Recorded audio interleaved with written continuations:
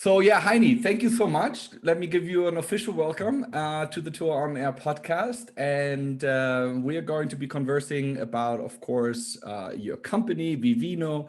But before we get sort of into that, maybe also a little bit background and context around you as a person. How did you get into this idea of let me launch my own company? And sort of seek self-fulfillment, self-actualization, and lots of stress Sure. along the way.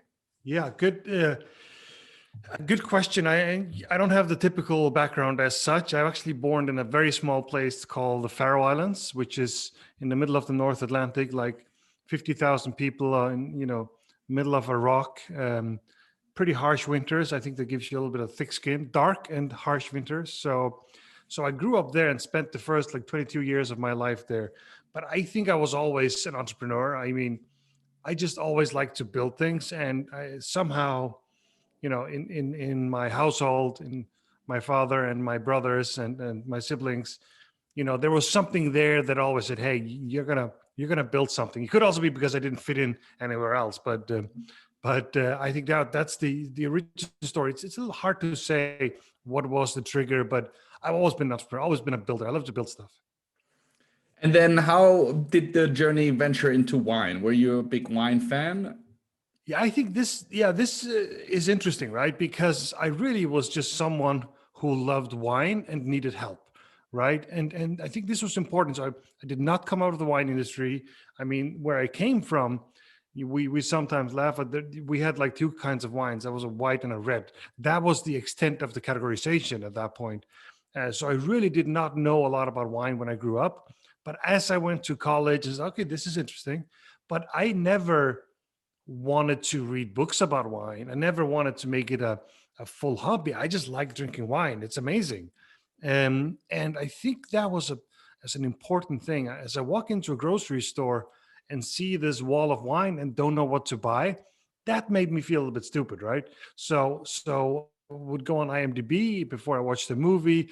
I would go on Amazon maybe before I bought a book, and so on and so forth. And somehow wine was going to be this mystery. And I felt like, I cannot be the only one who feels this. So that's what we wanted to change, that this frustration is wine can't be the only thing we can't get a good rating on and see what's good and what's not so good.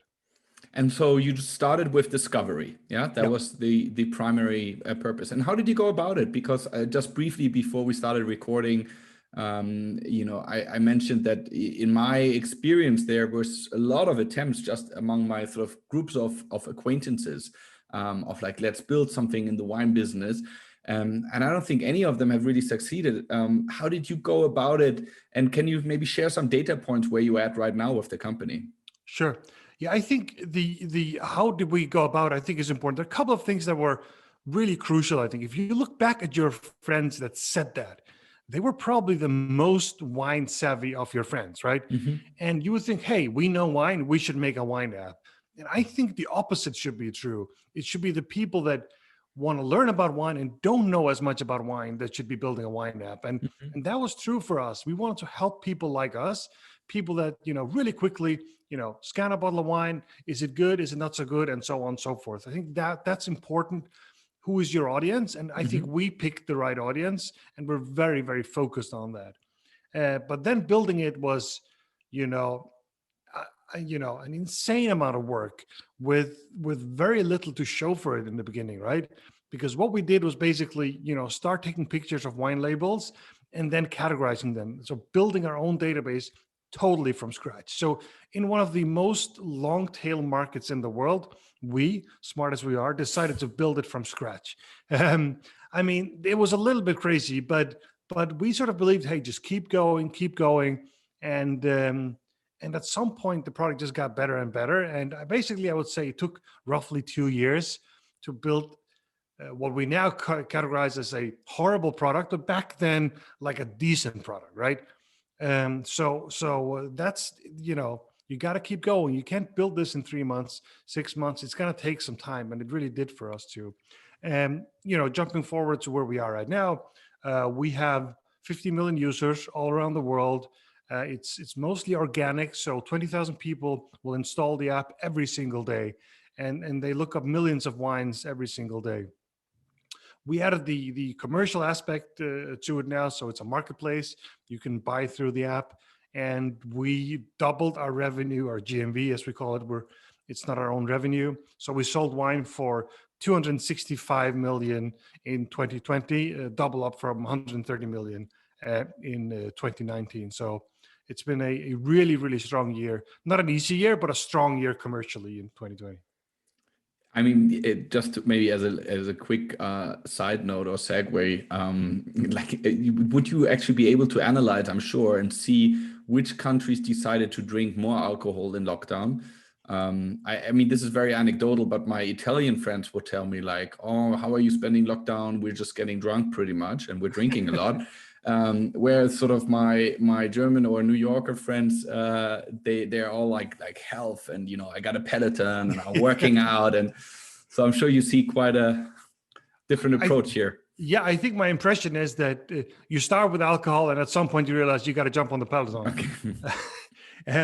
But we saw a few things that were interesting, right? I think generally I would say the research that we see, people didn't drink a lot more during the pandemic. They drank differently.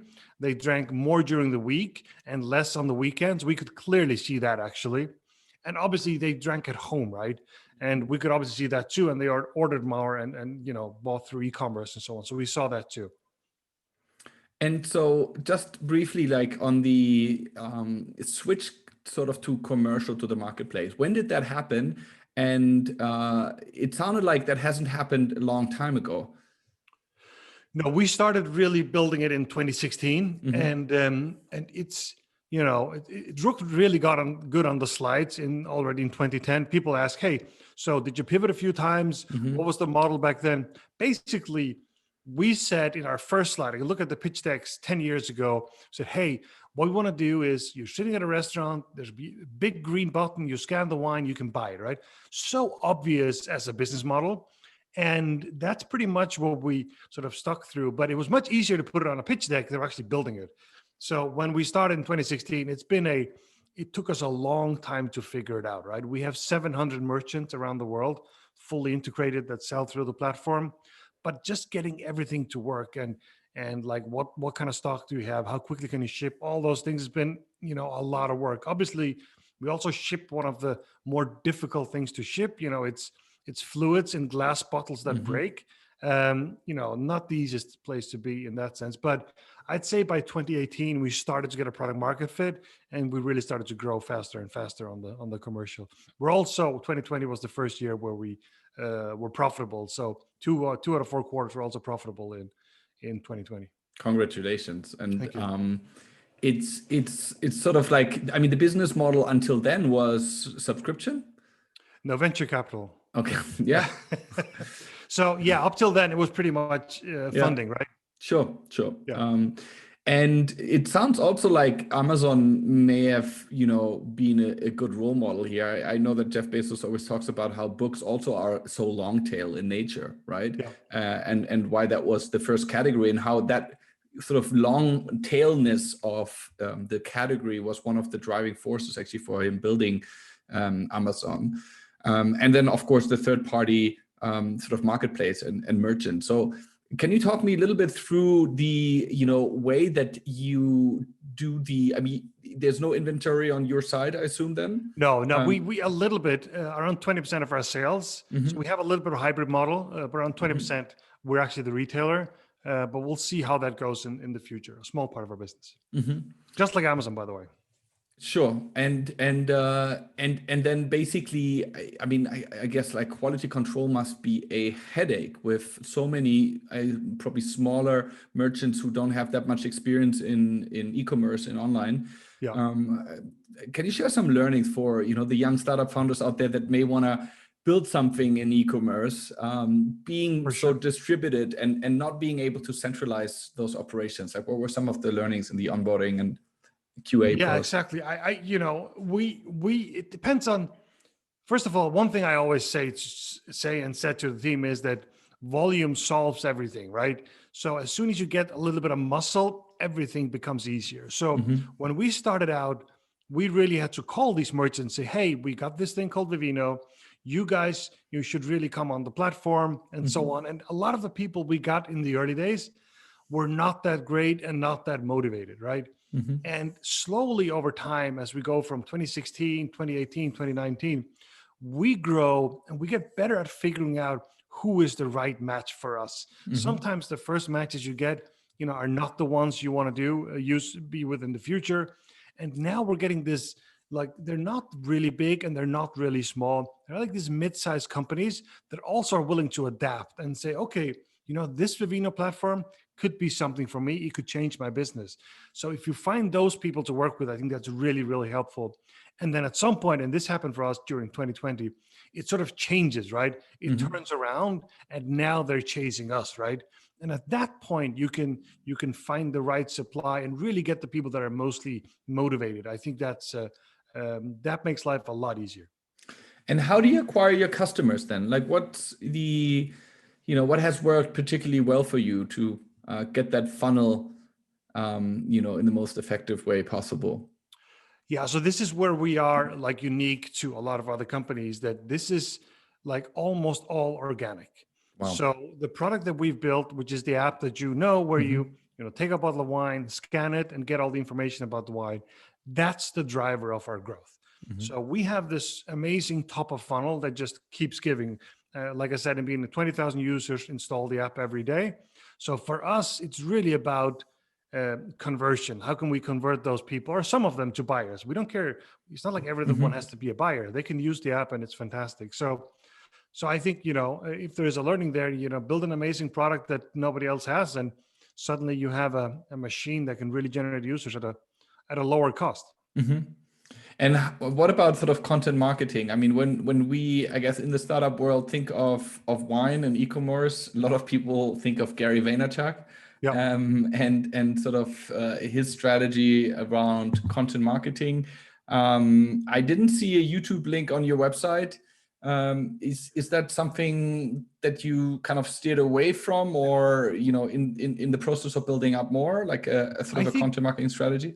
I think it's been a different kind of content marketing strategy. I think, like you say, Gary V had this like really impressive, extremely early, like we're talking pre YouTube here. So he was very, very early, and like I can't remember how many videos he told me that.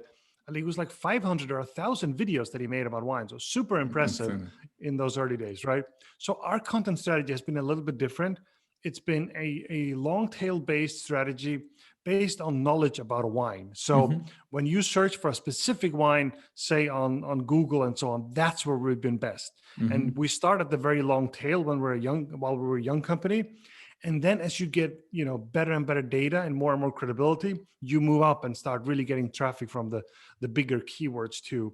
And that has worked incredibly well for us. So more a SEO based a content strategy than a traditional content strategy. And you're based in, well, pretty much Silicon Valley, San Francisco area, right? Well, both. We're both here. I'm in Copenhagen now, and okay. I've been in Silicon Valley for the past 7 years, transitioning back to Europe now. But we have product engineering in Copenhagen, and then a lot of the rest of the team in Silicon Valley. Okay, interesting. And I'm going to have a question on that after, but I mean, from my sort of personal experience in the Berlin startup ecosystem, we saw or have seen sort of almost like a disinterest of traditional VCs in anything that's e-commerce related, right? And this talk about, Amazon will crush you anyway. Were you facing that type of headwind as well? And what has been the dynamic for the category, you think, for sort of marketplace e-commerce related? Yeah, I think it's a very interesting question, right? Because for some categories, you're very right. And for other categories, that just isn't the case, right? So first and foremost, 2020, like if you want to name it, I mean, that was the year of e-commerce, right? Things just went crazy on all fronts. So my take on Amazon, obviously everyone should look at Amazon always just to see what they're doing, how they're doing it and so on, is that it's almost like there was an Amazon guy at our house, every single day back in Silicon Valley, but they were a logistics partner of mine, right? Mhm. So when I knew what to buy, I knew that they had most of the stuff, and it was incredibly reliable. It just worked. Mhm. So that's what I used them for, but I didn't use them for anything related to taste. And when I was browsing, I think their browsing has never been any good. And when it comes to categories like music, like, clothes, like wine and so on, they're not very good. Mhm. Sorry guys, but that's how I see it. That's one dimension where I think Mhm. others are really coming in. The other thing, which we have going, is that wine, from a logistics point of view, doesn't fit in a lot of these boxes, meaning that the entire system they've built might not be really good for wine as a category. And there are Mhm. many categories like that, where some of them fit really well, others don't. Mhm. And finally, obviously, the data that we've built enables us to be way ahead of anybody else Mhm. when it comes to really finding the right wine for you. And what about DTC, direct to consumer, and sort of getting more vertically integrated for you as a company? Is that in the making, or have you started selling your own wines? Yeah, we would never sell our own wine. So we would never build brands. We are, the rating platform for wine, and Mhm. I don't believe that it's a good idea for us to produce wine at the same time. So that Mhm. probably isn't going to happen. Mhm. But DTC, in the way that some wineries sell directly to consumers on the platform, that is happening at a small scale, but I will say more and more, and it's probably going to grow over time. Mhm. And then let's talk a little bit about your learnings. I mean, it really sounds like, you've managed to, lead in a category that was very competitive. And I wonder, what some of the nuggets of advice are, that you give other founders, that you meet that are in an earlier stage of their career. And let's maybe, go through the different sections, right? Sure. I guess, fundraising, that's, one where you also excelled. I read you have raised over $200 million by now. Yeah. Yeah. So what would you say? Like, what are your one, two key, It's a good hidden question. secrets? I want to make sure we pitch. So in my spare time, which really Mhm. doesn't exist much, I do have a YouTube channel now, which is called Raw Startup, and I really try and give as much back as I can in these relatively short, compact videos. So people should definitely check that out Mhm. if they think that's interesting. Well, I think there are a few things really. The first thing is also the character of the founder, meaning, uh, I mean, one of the most important things for a founder is to have stamina and Mhm. just keep going. And for us, that has been really key. That we didn't stop. We kept going when it looked like, oh my God, this is going to be hard. And that happened several times while building the database. Also took a long time before the marketplace worked. So that is something I think is really, really important. The other thing I always say is that, think long term. And I know we talked about Amazon earlier, right? Amazon they have that mindset. They're willing to invest in the future to really win in the long term. Like, nothing we do is for a short-term gain. It's going to bite you back in the butt right away. So I think that's another thing that I think is really important. And this sort of stubbornness or this not giving up reminds me of, I think, Paul Graham, who said, the number one priority of a startup is not to die. Yeah. Just a matter of That's survival. Yeah, that's what you should focus on. And if you don't die, well, then most likely you'll succeed. exactly. So how do you build that resilience? Like, is that something you think that is sort of nature, or is that nurture? Is that something that anybody can learn and train? Who helped you? Were there mental models that you followed, or content books? Family, friends? How? Yeah, so we were two co-founders. Thijs and I started the company. I think that's important to have a partnership there. I Mhm. think that can be really, really important for a lot of people. And I think we're both going to take some credit for how we think about positivity and like faith in the future. It's like, I am an incredibly optimistic person. Mhm. And so is my co-founder Thijs. I'm probably maybe even a little bit more than him. But I think that's insanely important. Like, you are the one person that if you lose faith, then you are going to die. I mean, you have to be the last person that loses faith. So I don't know if there's any framework I'm using there, so, but I always believe in things, and like whatever the next feature is. I remember I was going to the office here over summer, and one of my colleagues was there, and he said he hadn't worked with me in the office because I've been in San Francisco, so this was in Copenhagen. And he said to me, people always said to me that Heine, the next feature is going to be crazy. He always hyped every single feature that came out. And then this guy, he said, you know what? Turns out it's true. So, and it is true. Like, I always believe in the next thing that's coming up. And I think if you take that and think about another thing, and that's fundraising, right? We always talk about the FOMO, fear of missing out, right? If you keep hyping the next feature, like, there's a really good chance they'll get serious FOMO, these investors. And a question that I ask everybody in the interview, it's really fitting at this point, is this question around iteration versus pivot. And from sort of the discussions I had with other founders, it became apparent that this is often one of the most crucial questions they're facing. They may hit a dead end, and they have to decide, like, is this now, does this require another form of iteration of the product, or should I actually pivot? Because we've seen many companies, Twitter, just to name one, that actually have done a 180 pivot. Yeah. And then became successful because they had a great team, and maybe they were on a mission and they had a larger problem to solve, but saw the product not fitting. How would you go about, have you faced these type of questions, and how did you go about answering them? Yeah. So honestly, and maybe I'm a little bit biased. First of all, iteration is something you do all the time. It's full speed ahead. You change and you move forward. That happens all the time. I think, and again, this is from my experience, and I'm sure it isn't true for everybody, but pivot is not something you do a lot. Pivot, maybe you do in the early stage. And if you look at Twitter, it was very early on, and they had to change direction, had a great team and so on. And I think you can pivot parts of the business at the late stage, but you can't pivot the entire business in the late stage, because then there's probably something fundamentally wrong. If you take our business, right, we might have a product market fit on the scanner and people use the wine app and so on. And then there could be commercial things where you pivot, but the fundamental thing on the business is still the same. So I guess that's sort of a categorization thing, but I would be careful with doing big pivots late stage. Because going back to what Graham said, right? Sometimes you should also die. I mean, some companies are just like, you know what? We have an amazing team.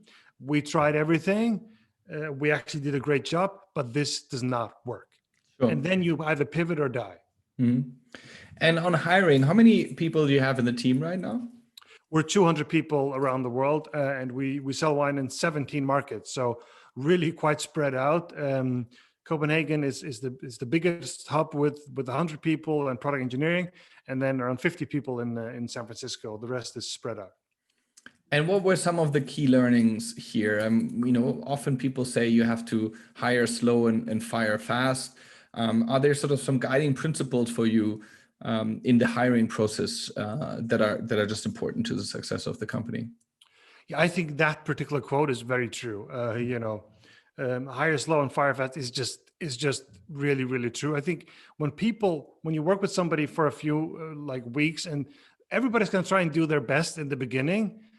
And if it doesn't work, then it's not going to get, sometimes it can, but in most cases, it's not going to get better. So it's best for everybody to just go separate ways. Well, a few things. Another thing which I think a lot of Europeans might have as a dilemma is this thing, hey, should we go to Silicon Valley? And how hard is that? And so on. And I just want to make sure everyone understands that, we started the company in 2010. In 2013, I moved to Silicon Valley. And that was not easy. That's a very, very hard move to make. Thijs and I, my co-founder, are very, very close. We trust each other very much. We made it work, but it's not the flight it's the 9-hour time difference. So he stayed back, yeah? Yeah, he stayed back here. So he ran the things over here. I ran it over there. Obviously, I was CEO and so on, but I could trust him to run that. And there was no, waking up in the middle of the night thinking, what the heck is Thijs doing? I know, he was going to do the right thing when I was not there. And we know we worked together for 20 years, so we know each other really well. So I just want to stress that part when it comes to that. Like, if you want to do that right. It can be worth it, but it's not an easy thing to do. And what did you learn over there in Silicon Valley? I mean, when we read the things, right, it seems sometimes I wonder, whether it's still necessary. I mean, if you want to tackle the American market for sure, but in the sense of, the knowledge seems to be so transparent these days from Silicon Valley, right? It's on Clubhouse, it's on blog posts, it's on Reddit, etc. Do you think great companies can be built anywhere? And also, what is a little bit the cultural difference? Sometimes I think we may be very impressed with sort of all the lingo and the terminology and the newness and the inventiveness of Silicon Valley. But then ultimately we see companies pop up in the middle of Finland, right? That become world leaders. Yeah. I think first and foremost, we're in a time of transition right now. This COVID-19 can also be seen as a great equalizer, right? So people can work from a lot of places and so on. I think Silicon Valley historically has been incredibly important. And you asked the question, can these companies be built anywhere else in the world? Well, the answer so far is maybe. We don't have a lot of proof. The fact is that all the, there's exception like Spotify and so on, but like the really heavy hitters, like 90% are from there, especially in the consumer space. So the answer right now is I actually am starting to believe, yes, they can be built. We don't have proof of that yet. That's my take on it, honestly. So what Silicon Valley is so good at, and also something that I think Americans in general are good at, is thinking big. Like, I come from a very small place, and sometimes we think small.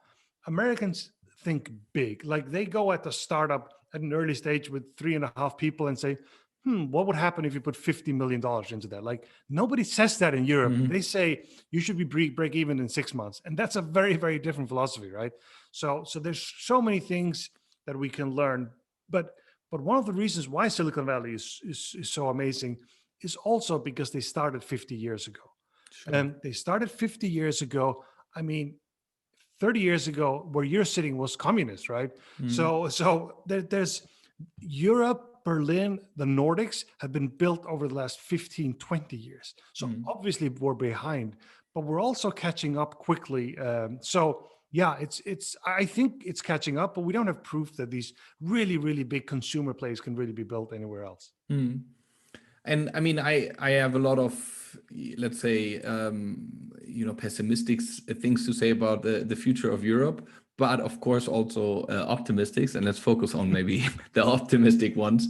I mean, would you agree, like there are certain categories in Europe that we are just particularly prone to, and that those may actually now gain momentum and value in the world? So anything around, data protection, data security, highly regulated markets such as health or energy, where maybe the European approach to data it could be the winning strategy ultimately. Yeah, I think sometimes if you're ahead with legislation, then you can get an advantage, and that could be sustainability, it could be data and those things. So I think that could be helpful for the European ecosystem, and I think, well, California is pretty restrictive, so they're also doing a lot of that in California too. U.S. is a big and different country, I think. And then we've seen, like I kept talking about consumer versus B2B, they're different mindsets. So I think on a B2B basis, like we're almost as good at doing that in Europe now, because it doesn't take the same mindset where you have to put really a lot of money into something before it becomes something. So I think B2B Europe is stronger than B2C generally. Do you angel invest? I don't, or I haven't done it yet. It's something, I'm thinking about it. I'm trying to figure out what to do. So the answer is, let's see. Is blockchain a topic in your space? Like, could one tokenize a winery? I think it could for certain categories. It could be something with authenticity and tracking and so on. Specifically for the more high end, I think it could become really relevant. Yes. And then, of course, I need to know, maybe little data around, the wine industry itself geographically. Sure. As a German, I always hear from German winemakers, that they're finally breaking through into sort of the global consciousness of wine drinkers. What are some of like the more surprising trends that you see in winemaking? Yeah. So look at the market first and foremost. The first surprise for most people is how big it is. Like it's massive. There's a little bit of disagreement, but around $380 billion industry, right? So massively, massively big. And the US is the biggest market in the world, with somewhere around 40, 50 billion maybe. So the interesting thing here is that the US is big, but mostly because the country is big. If you look at France, I don't know exactly what these numbers are in Germany, but I'm pretty sure that France is the second largest. China comes in there somewhere too. And then I guess in Germany is right behind. But that's, with France being right behind the US in volume, gives you an idea how much more they drink in France, obviously, right? But as a whole, the European market is much bigger than the US market. But as a single market, the US is much bigger. I mean, other than that, there's a lot happening. I mean, obviously for us, the shift to e-commerce is a big change, and I think the industry is changing. During 2020, we really saw that it was like a tipping point, right? It was like, sure, I can ignore online e-commerce pre 2020, but once you hit the jump in demand online, that was harder. So we saw like wineries come to us that, wines that we couldn't get access to before. Maybe they were big in restaurants. Yeah, we'll just sell it all to the restaurants. Yeah, but they're closed now. So our supply increased. And the thing is, I don't think we're going back. There's a shift here now. We've become good at this and people have gotten used to it. This is a great way to get wine, to buy wine and get wine delivered. And we won't see a sort of takeover of sort of wine that takes kind of extracted tastes and almost like a chemical approach to recreating the Barolo. I hear that this is being done in Asian markets, for example. Is that a serious threat to more old school and sustainable manufacturers? I think it's going to happen, right? I think it's going to happen. Somebody's going to have fun doing that. And maybe they at some point will be able to completely clone a wine. Who knows? But is that going to be the one? Maybe if there's 30 billion people in the world, right? Or 50 billion people in the world, then we have to have, otherwise we can't, deal with it, right? Wine is somewhat scalable, but it's not like making vodka, right? So there's a limit to how much you can produce. So maybe maybe 10, 20, 30 years from now, we'll see something like that at scale. I don't believe it in the short term, really. People want the full story. They want the winemaker, all those things. So it's a no in the short term, but it's going to happen at some point. And then lastly, in the last section, I just want to maybe walk through a typical day in your work life. And also if there's something you can share around like, the tools that you use on a management level or even throughout the company, are you all on Notion? As a Scandinavian patriotic move, how do you structure your day and how is, the team structuring itself? Sure. Yeah, let me just talk a little bit randomly about that. It's going to be sort of COVID relevant, obviously. Yeah. But now I'm based most of the time here in Europe. It's for me, my day is very heavy on the latter part of the day. I spend a lot of time on California time still. So I would get up not super early as I did before, between 7 and 8.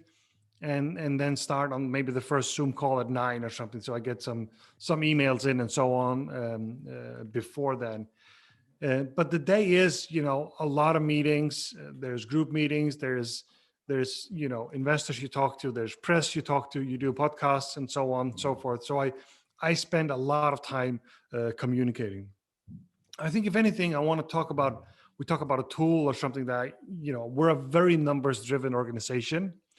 And I am it also comes back to me being very, very numbers driven. I think one thing that I wasn't sure that how important this was going to be was opening up our data to the entire organization.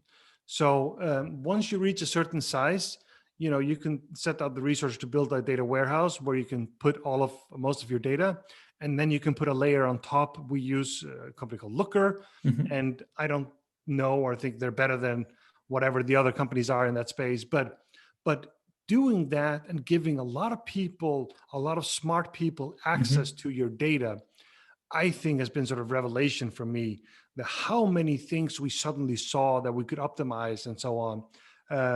So I think that was a key thing we did in the last 2-3 years to really open that up. I think we got much more than I expected.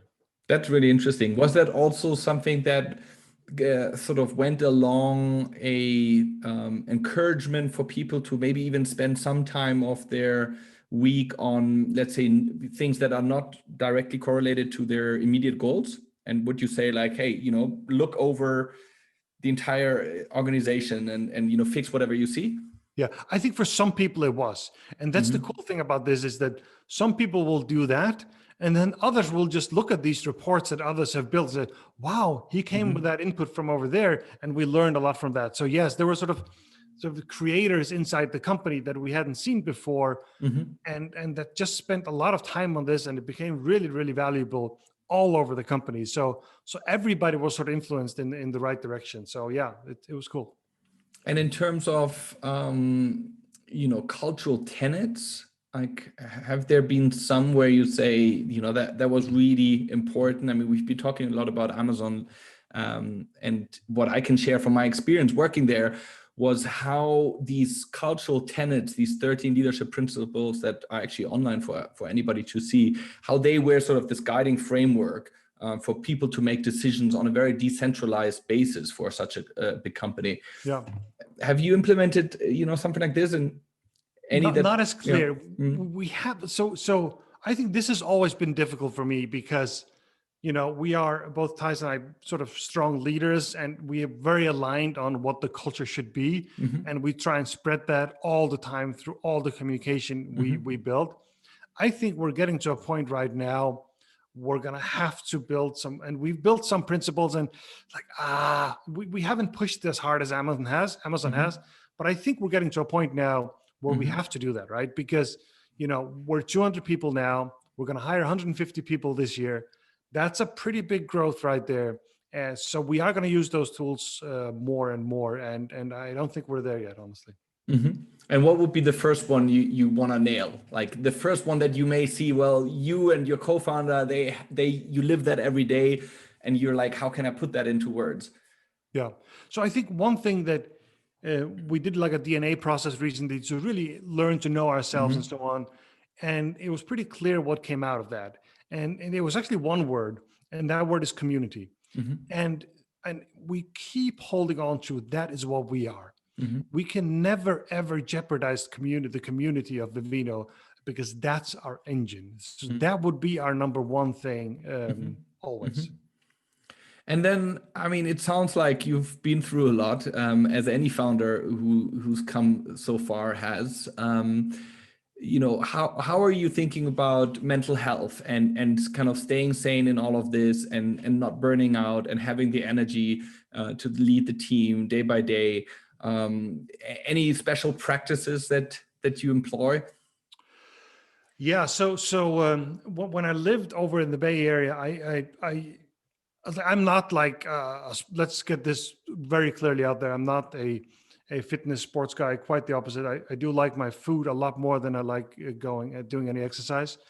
But for instance, that I found to be very, very important. So I lived north of the city up there. So when I went to work, I would take the ferry in with my bike, and then I would bike home every day, which was far, like 25 kilometers hilly on the way, and do that every single day. So I had like over an hour every single day on my bike. I think that was incredibly important. And I realized also sitting on Zoom here for a year now that, you're just getting bigger and bigger, and you're just not healthy, right? So now I put in an hour every single day of just walking. So just go for a walk every single day. So I think that's important. And then on top of that, like for me, I honestly don't do a lot of other things than work and the family. Like, you're going to be on here if you're going to be the founder, seriously on. And if you have kids and a family, my kids are older now, so less demanding. You can't work all week and then play golf on a Saturday. Like, that's not going to work for you. So you have to be realistic around those things and choose what you want to do. You can't have it all. And then final question, if I were to look into your account, right, as a user, what's the wine you've ordered most? Yeah, that is a good question because I am very, very diverse. So when we were in the Bay Area, I would drink a lot of California Cabernets, a lot of Cab Pinots and so on. And now here when I'm in Copenhagen, I explore all kinds of stuff. And I'm thinking that I even last week, I ordered a German Cabernet Sauvignon. I mean, do they even make Cabernet Sauvignons there? Turns out they do, and an excellent one too. So I'm really exploring a lot of goods. There's so much great wine. In the US, there's fantastic wine. Here, it's just amazing too. So a lot of stuff to try out. Heini, thank you so much. This was really an inspiring conversation, and love the energy. And I really hope that we'll get to meet maybe one day personally at a TOA festival or beyond. I certainly hope so. Thank you very much for having me on. It's been a lot of fun.